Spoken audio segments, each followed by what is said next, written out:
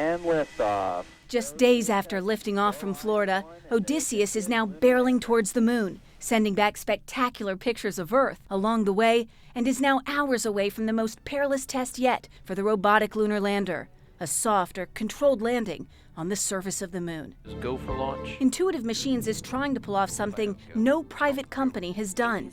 And if successful, it will be the first time an American-made spacecraft has done it since the last Apollo mission in 1972. We are steely-eyed rocket scientists, but deep down, this is quite an emotional feeling to be here at this position. Just last month, a Pennsylvania company, Astrobotic Technology, had its first lunar landing mission end in failure. And last year, the Japanese company iSpace and the government of Russia both crashed landers into the moon. So why is it so tough to repeat a feat that was first accomplished more than half a century ago? That's one small step for man.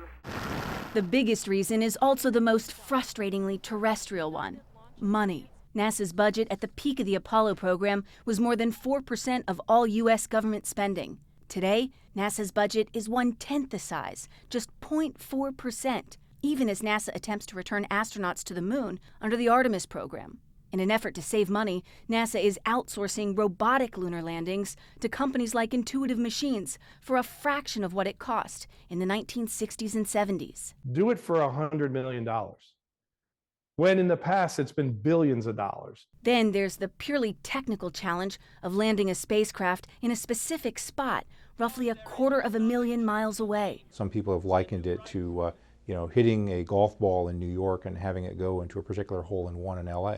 The distance means there's also a time delay, roughly 3 seconds for signals from mission control rooms on Earth to get to the moon and back. A lot can go wrong in that time. So when the vehicle is actually landing, it pretty much is on its own. There we go. Finally, there's the experience factor, the loss of the Apollo-era expertise that no amount of new technology can make up for. Simply because somebody else did it in an earlier age doesn't mean that this generation or this organization can do it. These are people doing it for the first time, and there's no substitute for that experience. We all collectively have to be resilient to failures, and we all have to be helping each other lift up and break down these barriers so that we can begin a lunar economy.